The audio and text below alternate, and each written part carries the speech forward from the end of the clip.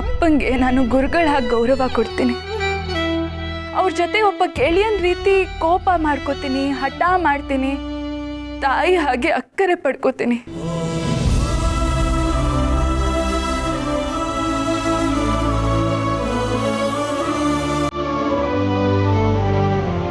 ಅಪ್ಪ ಅನ್ನೋ ಆಲದ ಮರದ ಆಶ್ರಯಲ್ಲಿ ಹಾಯಾಗಿದ್ದೀನಿ.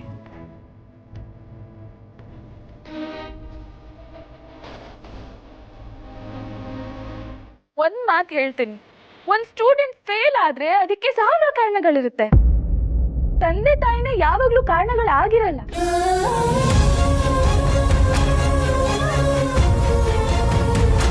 ನನಗೆ ಬುದ್ಧಿ ಕಮ್ಮಿ ಇರ್ಬೋದು, ಅಥವಾ ಮನೇಲಿ ಮುದ್ದು ಜಾಸ್ತಿ ಇರ್ಬೋದು.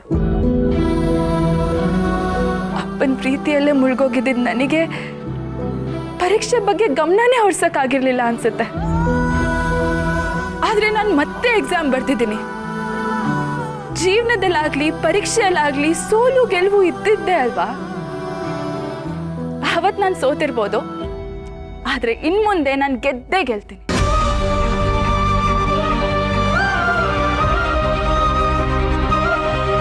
ಪ್ರತಿ ತಂದೆ ತನ್ನ ಮಗಳನ್ನ ದೇವತೆ ರೂಪದಲ್ಲಿ ನೋಡ್ತಾನಂತೆ. ಆದ್ರೆ ನನ್ನ ತಂದೆ ನನ್ನನ್ನ ದೇವತೆ ಹಾಗೆ ನಡೆಸ್ಕೊತಾ ಇದ್ದಾರೆ. ದೇವತೆಗಿಂತ ಹೆಚ್ಚಾಗಿ ನೋಡ್ಕೊತಾ ಇದ್ದಾರೆ.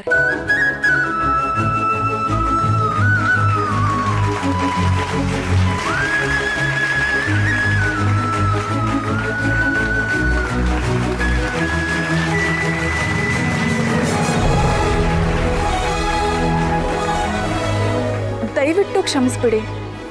ಈ ರೀತಿ ಒಫಿಷಿಯಲ್ ಕಾನ್ಫರೆನ್ಸಲ್ಲಿ ನಾನು ಬಂದು ಮಾತಾಡಬಾರ್ದಾಗಿತ್ತು. ಆದರೆ ಈ ಪ್ರೋಗ್ರಾಮಲ್ಲಿ ನನಗೆ ಸಂಬಂಧಪಟ್ಟಿದ್ದ ಪ್ರಶ್ನೆಗಳು ಕೇಳಿರೋದ್ರಿಂದ ನಾನು ಬಂದು ಮಾತಾಡಲೇಬೇಕಾಗಿತ್ತು.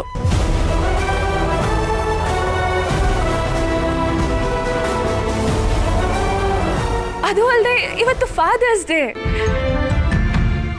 ಅಪ್ಪ ರಾಜಕೀಯ, ಸಮಾಜ ಸೇವೆ ಅಂತ ಮನೆಯಿಂದ ಹೊರಗಡೆನೇ ಇರ್ತಾರೆ. ಊಟ ತಿಂಡಿನೂ ಕರೆಕ್ಟ್ ಟೈಮಿಗೆ ಮಾಡಲ್ಲ. ಅದಕ್ಕೆ ಇವತ್ತು ನಾನೇ ನನ್ನ ಕೈಯಾರೆ ಅಡುಗೆ ಮಾಡಿಕೊಂಡು ಅಪ್ಪನಿಗೋಸ್ಕರ ತಗೊಂಡ್ಬಂದಿದ್ದೀನಿ.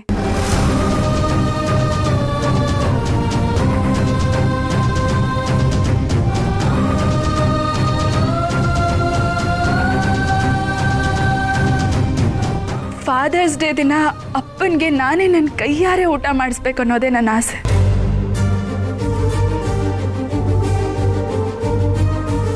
ಅದಕ್ಕೋಸ್ಕರ ಇಲ್ಲಿ ಬಂದು ಈ ಪ್ರೋಗ್ರಾಮ್ನ ಅಡ್ಡಿಪಡಿಸ್ಬಿಟ್ಟೆ.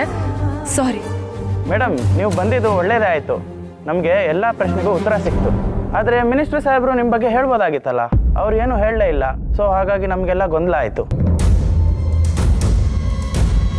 ಅದು ನಾನು ಅಪ್ಪ ನನ್ನ ಬಗ್ಗೆ ಮಾತಾಡೋದಾದ್ರೆ ತುಂಬಾನೇ ಇಮೋಷ್ನಲ್ ಆಗಿಬಿಡ್ತಾರೆ. ಅವ್ರಿಗೆ ಮಾತಾಡೋಕ್ಕೆ ಮಾತುಗಳೇ ತೋಚಲ್ಲ. ಬರೀ ಒಂದೆರಡು ಮಾತಲ್ಲಿ ನನ್ನ ಬಗ್ಗೆ ಹೇಳೋಕ್ಕೆ ಆಗಲ್ಲ ಅಂತ ಯಾವಾಗಲೂ ಹೇಳ್ತಿರ್ತಾರೆ. ಅದಕ್ಕೆ ಸುಮ್ಮನೆ ಆಗಿದ್ರು ಅನ್ಸುತ್ತೆ.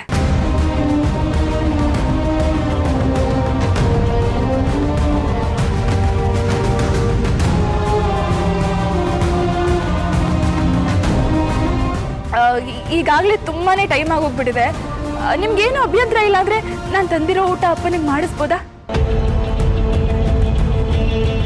ಖಂಡಿತ ಮೇಡಮ್. ಅಪ್ಪ ಮಗಳ ಬಗ್ಗೆ ಕೇಳಿದವರೇ ನಾವು. ಅಂಥದ್ರಲ್ಲಿ ಅಪ್ಪ ಮಗಳ ಪ್ರೀತಿನ ನೋಡೋ ಅವಕಾಶ ಸಿಕ್ಕಿದೆ. ನಾವು ಬೇಡ ಅನ್ನಕ್ಕಾಗತ್ತಾ?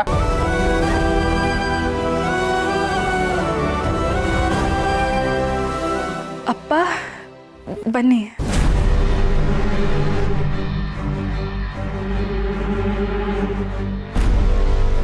ಇವತ್ತು ಫಾದರ್ಸ್ ಡೇ ಆಗಿರೋದ್ರಿಂದ ನಿಮ್ಮಲ್ಲಿ ನಂದೊಂದು ಪುಟ್ಟ ರಿಕ್ವೆಸ್ಟು. ನೀವೆಲ್ಲರೂ ದಯವಿಟ್ಟು ನನಗೋಸ್ಕರ, ಅಪ್ಪ ಮಗಳು ಬಾಂಧವ್ಯಕ್ಕೋಸ್ಕರ ಒಂದು 10 ನಿಮಿಷ ಈ ಕಾನ್ಫರೆನ್ಸ್ನ ಹೋಲ್ಡ್ ಮಾಡಬಹುದಾ? ನಾನು ಅಷ್ಟರಲ್ಲಿ ಅಪ್ಪಂಗೆ ಊಟ ಮಾಡಿಸಿ ಹೋಗ್ಬಿಡ್ತೀನಿ.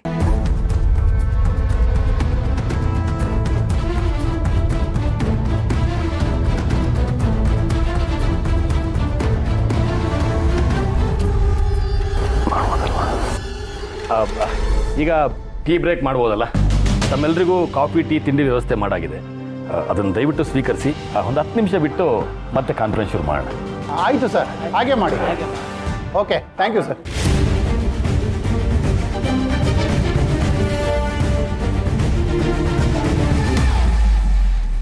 ಅಪ್ಪ, ಊಟ ತಂದಿದ್ದೀನಿ, ಬನ್ನಿ.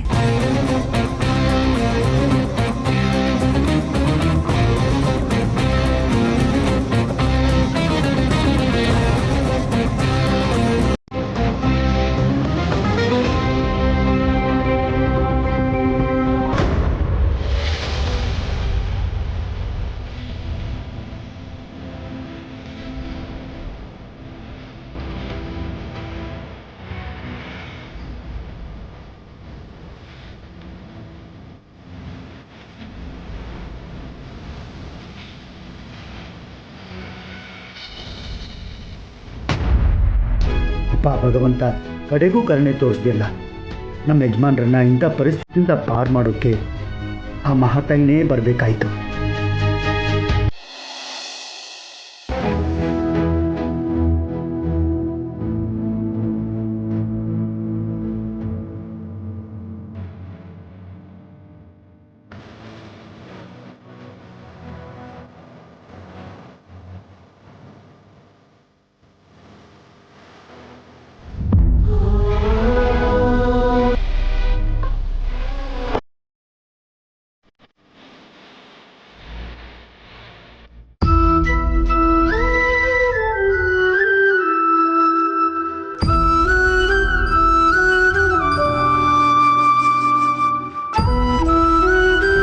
ಹಾಂ, ಬನ್ನಿ.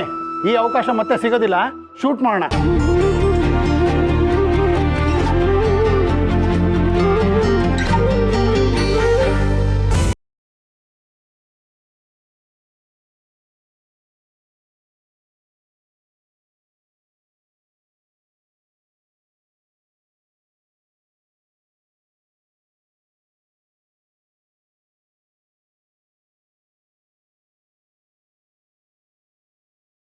ತುಂಬಾನೇ ಇಷ್ಟ ಆಗತ್ತಮ್ಮ.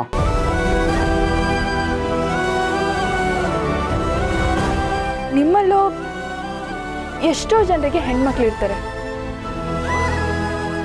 ಅಂಥದ್ರಲ್ಲೂ ಫಾದರ್ಸ್ ಡೇ ದಿನಾನು ನೀವು ಇಲ್ಲಿ ಬಂದು ಕಷ್ಟಪಟ್ಟು ದುಡಿತಿದ್ದೀರಲ್ಲ, ಯಾಕೆ ಅಂದರೆ ನಿಮ್ಮೆಲ್ಲರ ಮನಸ್ಸಲ್ಲೂ ಆ ಹೆಣ್ಮಕ್ಳು ಭವಿಷ್ಯನೇ ತುಂಬಿರುತ್ತೆ.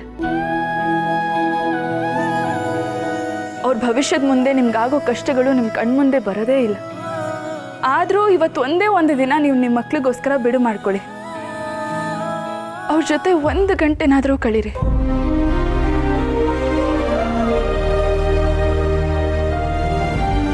ಬರೀ ಅಷ್ಟು ಮಾತ್ರ ಅಲ್ಲ, ನಿಮ್ಮ ಹೆಣ್ಮಕ್ಳು ಖುಷಿಯಾಗಿರಬೇಕು, ಸಂತೋಷವಾಗಿರಬೇಕು ಅಂದರೆ ನಿಮ್ಮ ಆರೋಗ್ಯ ಚೆನ್ನಾಗಿರಬೇಕು.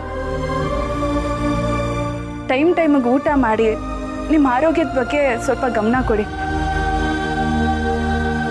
ನೀವು ಆರೋಗ್ಯವಾಗಿದ್ದರೆ ತಾನೇ ನಿಮ್ಮ ಮಕ್ಕಳಿಗೆ ಭವಿಷ್ಯ ಕಟ್ಕೊಡಕ್ಕೆ ಸಾಧ್ಯ.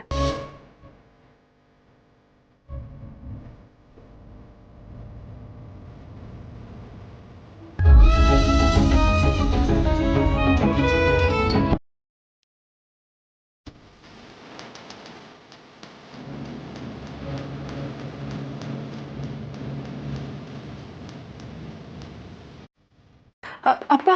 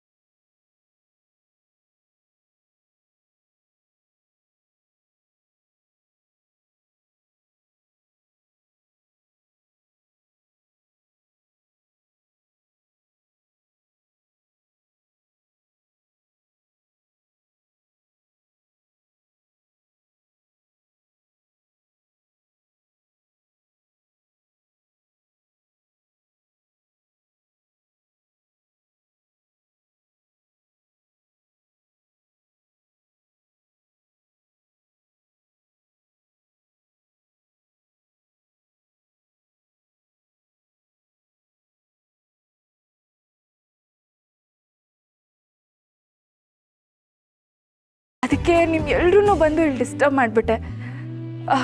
ಈ ಅಪ್ಪ ಮಗಳನ್ನ ಕ್ಷಮಿಸ್ಬಿಡಿ. ನೀವು ನಿಮ್ಮ ಪ್ರೆಸ್ ಕಾನ್ಫರೆನ್ಸ್ನ ಮುಂದುವರಿಸಿ. ಅಪ್ಪ, ನಾನು ಆಚೆ ಇರ್ತೀನಿ, ಹುಷಾರು.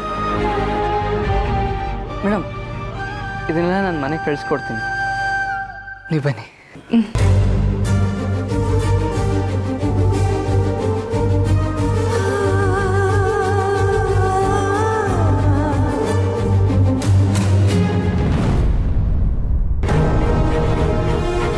ಕುರಿ ಕುರಿ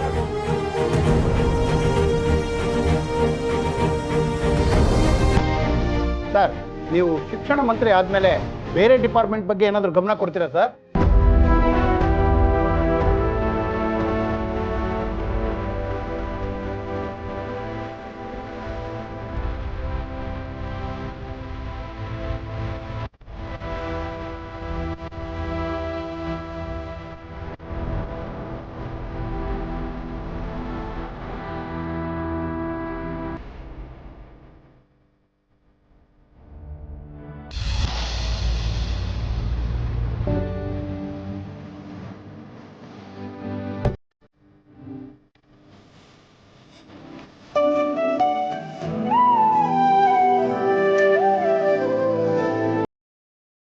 thank you so much Subbu.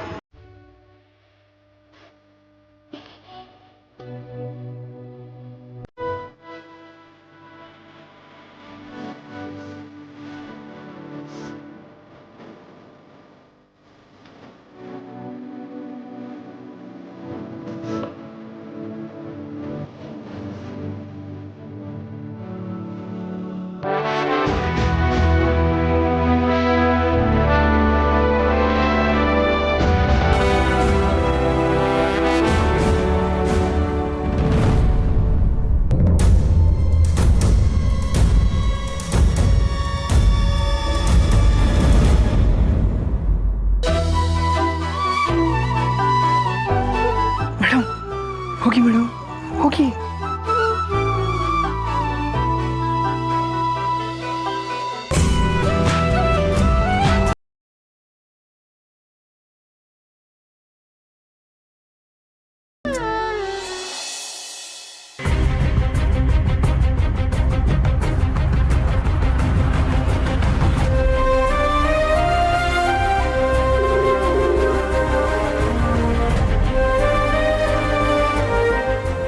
Phone ಯಾಕೆ ರಿಸೀವ್ ಮಾಡ್ತಿಲ್ಲ?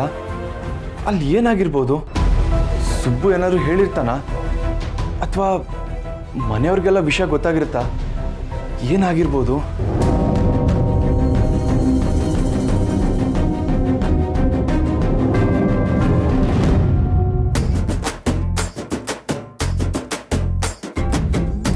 ಅಣ್ಣ, ಆಕಾಶ ಮೇಲೆ ಇದೆ ತಾನೆ, ನಿನ್ ತಲೆ ಮೇಲೆ ಬಿದ್ದಿಲ್ಲ ಅಲ್ವಾ?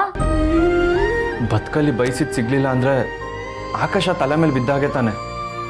ಓಹೋ, ಸಾಹೇಬ್ರಿಗೆ ಏನೋ ಬೇಕಾಗಿದೆ, ಅಪ್ಪಂಗೆ ಅಪ್ಲಿಕೇಶನ್ ಹಾಕಿದ್ದೀರಾ.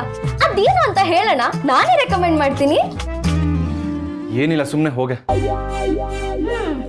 ನೋಡೋಣ, ಜೀವನದಲ್ಲಿ ಅನ್ಕೊಂಡಿದ್ದು ಸಿಕ್ಕಿಲ್ಲ ಅಂತಂದ್ರೆ ಅದನ್ನ ಹಠ ಮಾಡಾದ್ರೂ ಪಡ್ಕೋಬೇಕು. ಆಗ್ಲೂ ನಮಗ್ ಸಿಕ್ಕಿಲ್ಲ ಅಂದ್ರೆ ಹೋರಾಟ ಮಾಡಾದ್ರೂ ಪಡ್ಕೋಬೇಕು. ಅದು ಬಿಟ್ಟು ನಿನ್ಪ ನೀನ್ ಹೀಗಿದ್ದು, ನೀನ್ ಆಸೆ ಪಟ್ಟಿದ್ದು ನಿನ್ ಕಣ್ ಮುಂದೆನೆ ಕಳ್ದೋಗುತ್ತೆ. ಅರ್ಥ ಮಾಡ್ಕೋಣ, ಅರ್ಥ ಮಾಡ್ಕೋ.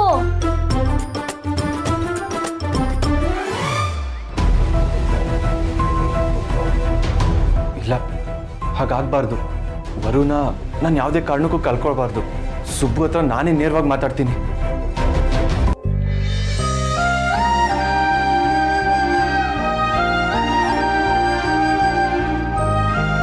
ಸುಬ್ಬು, ನಿಜವಾಗ್ಲೂ ನನಗಿವತ್ತು ನಿಮ್ಮ ಮೇಲೆ ತುಂಬ ಹೆಮ್ಮೆ ಅನ್ನಿಸ್ತಾ ಇದೆ. ನಮ್ಮ ಅಣ್ಣ ನಿನ್ನ ತುಂಬ ಇಷ್ಟಪಡ್ತಿದ್ದ ಅಂತ ಗೊತ್ತಿತ್ತು, ಆದರೆ ಅದಿವತ್ತು ಸಾಬೀತಾಯ್ತು. ನಮ್ಮಣ್ಣ ಹೇಳ್ತಿದ್ದ, ನಾನು ಯಾವುದೇ ಸಮಸ್ಯೆಲಿದ್ರೂ ಸುಬ್ಬು ಒಬ್ಬ ನನ್ನ ಜೊತೆಗಿದ್ರೆ ನಾನು ಪಾರಾಗ್ಬೋದು ಅಂತ. ನನಗೆ ಗೊತ್ತು ಕಣ, ಇವತ್ತಿಲ್ಲಿ ನಡೆದ ಎಲ್ಲ ವಿಷಯಕ್ಕೂ ನೀನೇ ಕಾರಣ. ಸುಬ್ಬು, ನಮ್ಮಣ್ಣ ಶ್ರೀರಾಮನೇ ಅನ್ನೋದಾದರೆ ನೀನು ನಿಜವಾಗ್ಲೂ ಹನುಮನೆ ಕಣ. ಇವತ್ತು ನಮ್ಮ ಅಣ್ಣನ ಮರ್ಯಾದಿನ, ನಮ್ಮ ಮನೆ ಮರ್ಯಾದಿನ ಕಾಪಾಡಬೇಕಿತ್ತು. Thank you. ಥ್ಯಾಂಕ್ಸ್ ಯಾಕೆ ಸರ್? ಹನುಮ ಅಂತ ನೀವೇ ಹೇಳಿದ್ರಲ್ಲ, ಅವ್ರು ಬಂಟ ಅಂದಮೇಲೆ ಅವ್ರಿಗೋಸ್ಕರ ಹೋರಾಡೋ ನನ್ನ ಕರ್ತವ್ಯ ಅಲ್ವಾ? ಇರಲಿ, ನೀನು ಮನೆಗೆ ಹೊರಡು, ಉಳ್ವಿ ಪ್ರಶಾಂತ್ ನೋಡ್ಕೋತಾನೆ. ನಾನು ಹೊರಡ್ತೀನಿ.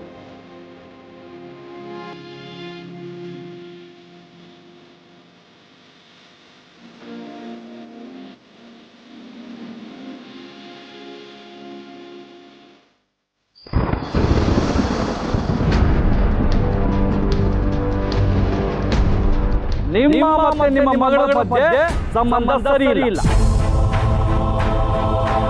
ನೀವು ನಿಮ್ಮ ಮಗಳನ್ನ ಅಷ್ಟು ದ್ವೇಷ ಮಾಡೋದು ಯಾಕೆ?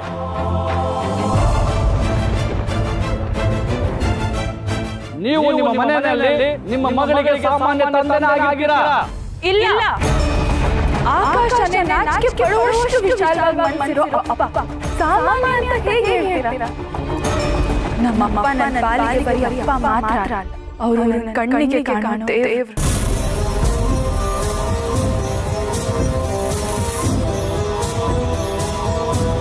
ಅಪ್ಪ, ಹ್ಯಾಪಿ ಫಾದರ್ಸ್ ಡೇ ಅಪ್ಪ.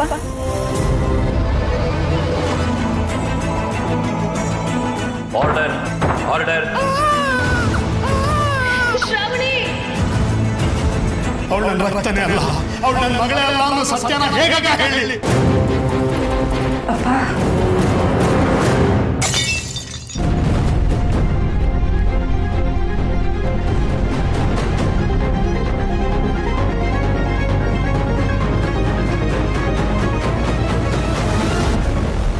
ಅಣ್ಣ, ಏನಾಯ್ತು? ಏನಿಲ್ಲ, ಇನ್ನು ಸ್ವಲ್ಪ ಹೊತ್ತು ಯಾರು ನನ್ನ ಹತ್ರ ಬರಬೇಡಿ. ನಾನು ಒಬ್ಬನೇ ಇರಬೇಕು. ಹೋಗಿಲ್ಲಿಂದ. ಒಂದು ನಿಮಿಷ. ನಾಳೆ ನನ್ನ ಅಪಾಯಿಂಟ್ಮೆಂಟ್ಸು, ಮೀಟಿಂಗ್ಸು ಎಲ್ಲ ಕ್ಯಾನ್ಸಲ್ ಮಾಡು. ನನ್ನ ಯಾರು ಮೀಟ್ ಮಾಡೋದು ಬೇಡ. ಅರ್ಥ ಆಯ್ತಾ? ಸರಿ ಅಣ್ಣ.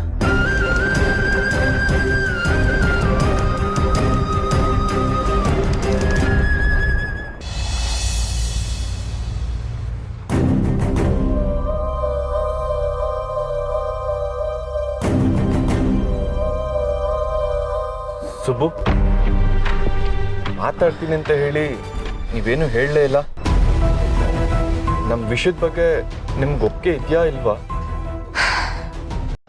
ಪರ ಅಂದರೆ ನಿನಗೆ ಪ್ರೀತಿ ಇರಬಹುದು, ಆದರೆ ಅವಳು ನಮ್ಗೆ ಬರೀ ಪ್ರೀತಿ ಅಲ್ಲ, ನಮ್ಮೆಲ್ಲರೂ ಕನಸು. ನಾವು ಅವಳ ಮೇಲಿಟ್ಟಿರೋ ಕನಸು ನನಸಾಗಲಿ ಅಂತ ನಾನು ಹಗಲು ರಾತ್ರಿ ದುಡಿತಾ ಇದ್ದೀನಿ. ನಮ್ಮ ಮನೆಯವರು ಅಷ್ಟೇ, ಪ್ರತಿದಿನ ಪ್ರತಿ ಕ್ಷಣ ಬೇಡ್ಕೋತಾ ಇರ್ತಾರೆ. ಅಂಥದ್ರಲ್ಲಿ ನಿನ್ನ ಪ್ರೀತಿಯನ್ನು ಕೊಡಲಿ ಬಂದು ನಮ್ಮ ಕನಸಿನ ಕಡ್ದು ಹಾಕ್ಬಾರ್ದಲ್ವ? ಅಂದರೆ ನಮ್ಮ ಪ್ರೀತಿ ನೀವು ಒಪ್ಕೊಳ್ತಾ ಇಲ್ವಾ? ಒಪ್ಕೊಳ್ಳೋಕ್ಕೆ ಇದು ನಾನೊಬ್ಬ ತೀರ್ಮಾನ ಮಾಡೋ ವಿಷಯ ಅಲ್ಲ.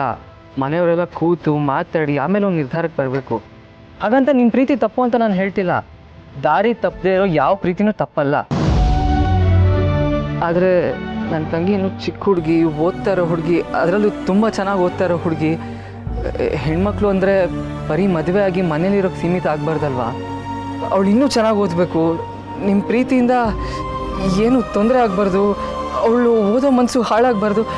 ನಿಮ್ಮ ಪ್ರೀತಿಯಿಂದ ಅದೆಲ್ಲ ಆಗಲ್ಲ ಅನ್ನೋ ನಮ್ಮ ಖಂಡಿತ ಕಡೆ. ಸುಬ್ಬು, ನಮ್ಮ ಪ್ರೀತಿ ಉಳಿಸ್ಕೊಳ್ಳೋದಕ್ಕೆ ನಾವು ಎಷ್ಟು ದಿನ ಬೇಕಾದರೂ ಕಾಯ್ತೀವಿ. ಹಾಗೆ ನಿಮ್ಮ ನಂಬಿಕೆನೂ ಉಳಿಸ್ಕೊಳ್ತೀವಿ. ಯಾವುದೇ ಕಾರಣಕ್ಕೂ ನಮ್ಮ ಪ್ರೀತಿಯಿಂದ ಹೊರ ಸ್ಟಡೀಸ್ಗೆ ಯಾವ ಪ್ರಾಬ್ಲಮ್ಮು ಆಗಲ್ಲ. ಬರ್ತೀನಿ. ನನ್ನ ಬಗ್ಗೆನೂ ಎಲ್ಲ ಕಡೆ ವಿಚಾರಿಸಿ. ನಾನೇನಾದರೂ ಹೊರಗೆ ಯೋಗ್ಯನ ಹುಡುಗ ಅಲ್ಲ ಅಂತ ಅನ್ಸಿದ್ರೆ ನಿಮ್ಮ ಇಷ್ಟ. ಇವನೇನು ಕೆಟ್ಟ ಹುಡುಗ ಅಲ್ಲ. ಅವ್ರು ನನ್ನ ಎದುರಿಗೆ ಸಿಕ್ಕಿದಾಗಲೂ ವರುಣ್ ಸಿಕ್ಕಾಕ್ಸಿ ಅವ್ನು ತಪ್ಪಿಸ್ಕೊಳ್ಳೋ ಯೋಚನೆ ಮಾಡಿಲ್ಲ. ತಪ್ಪನ್ನೆಲ್ಲ ತನ್ನ ಮೇಲೆ ಹಾಕ್ಕೊಂಡ. ಅಂದರೆ ಅವನು ನಂಬ್ಕೊಂಡು ಬಂದಿರೋ ಜೀವನ ಎಂಥ ಸ್ಥಿತಿಲಿದ್ರೂ ಕಾಪಾಡ್ಕೋತಾನೆ ಅಂತ ಆಯಿತು. ಅವ್ನು ನನ್ನ ಬಗ್ಗೆ ವಿಚಾರಿಸಿ ಆಮೇಲೆ ನಿರ್ಧಾರ ತಗೊಳ್ಳಿ ಅಂದ. ಅದರಲ್ಲೇ ಅವ್ನಿಗಿರೋ ಕಾನ್ಫಿಡೆನ್ಸ್ ಗೊತ್ತಾಗುತ್ತೆ. ಅವ್ನು ನನ್ನ ತಂಗಿ ಜೊತೆ ಮಾತಾಡೋಕ್ಕೂ 100 ಜನ ಇದ್ದ ಜಾಗಕ್ಕೆ ಕರ್ಕೊಂಡು ಬಂದಿದ್ದ. ಅಂದರೆ ಅವನ ಮನಸ್ಸಲ್ಲಿ ಕೆಟ್ಟ ಆಲೋಚನೆ ಇರಲಿಲ್ಲ ಅಂತಾಯಿತು. ವರುಣ ಪ್ರೀತಿಯಿಂದ ನೋಡ್ಕೊಳ್ಳೋಂಥ ಒಳ್ಳೆ ಮನಸ್ಸಿರೋ ಹುಡುಗನೇ ಇವನು. ನೋಡೋಣ.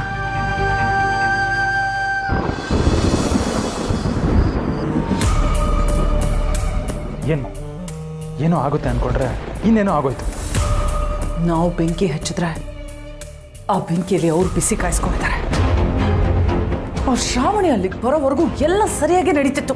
ಅವ್ರು ಯಾವಾಗ ಅಲ್ಲಿಗೆ ಹೋದ್ಲು ಎಲ್ಲ ಹಾಳಾಗೋಯ್ತು. ಅಲ್ಲ ಇಷ್ಟಕ್ಕೂ ಅವಳು ಯಾಕೆ ಅಲ್ಲಿಗೆ ಹೋದ್ಲು? ಅವಳಿಗಲ್ಲಿ ಏನು ಕೆಲಸ ಇತ್ತು ಅಂತ ಅವಳು ಅಲ್ಲಿಗೆ ಹೋದ್ಲು? ಇಲ್ಲಮ್ಮ, ಇದರಲ್ಲಿ ಬೇರೆ ಯಾರ್ದೋ ಕೈವಾಡ ಇದೆ. ಶ್ರಾವಣಿಗೆ ಇಷ್ಟೊಂದೆಲ್ಲ ಮಾಡೋದಕ್ಕೆ ಧೈರ್ಯ ಬರೋದಕ್ಕೆ ಚಾನ್ಸೇ ಇಲ್ಲ. ನೀನು ಹೇಳ್ತಿರೋದು ನಿಜ. ವೀರು ಊಟ ಮಾಡ್ಸೋದಿರ್ಲಿ, ವೀರು ಮುಂದೆ ನಿಂತ್ಕೊಳ್ಳೋಕ್ಕಾಗ್ಲಿ ಮಾತಾಡೋಕ್ಕಾಗ್ಲಿ ಅವಳಿಗೆ ಧೈರ್ಯ ಇಲ್ಲ. ಮಾಮ್, ನಾನು ಅದನ್ನೇ ಥಿಂಕ್ ಮಾಡ್ತೀನಿ. ಮಾವನ ಮುಂದೆ ತಲೆ ಎತ್ತಿ ನಿಂತ್ಕೊಳ್ಳೋದಕ್ಕೂ ಭಯ ಪಡ್ತಾಳೆ. ಅಂಥದ್ರಲ್ಲಿ ಊಟ ತಿನ್ನಿಸ್ತಾಳೆ ಅಂದರೆ ಇದನ್ನು ಅವಳಾಗೆ ಯೋಚನೆ ಮಾಡಿರೋದಕ್ಕೆ ಸಾಧ್ಯ ಇಲ್ಲ.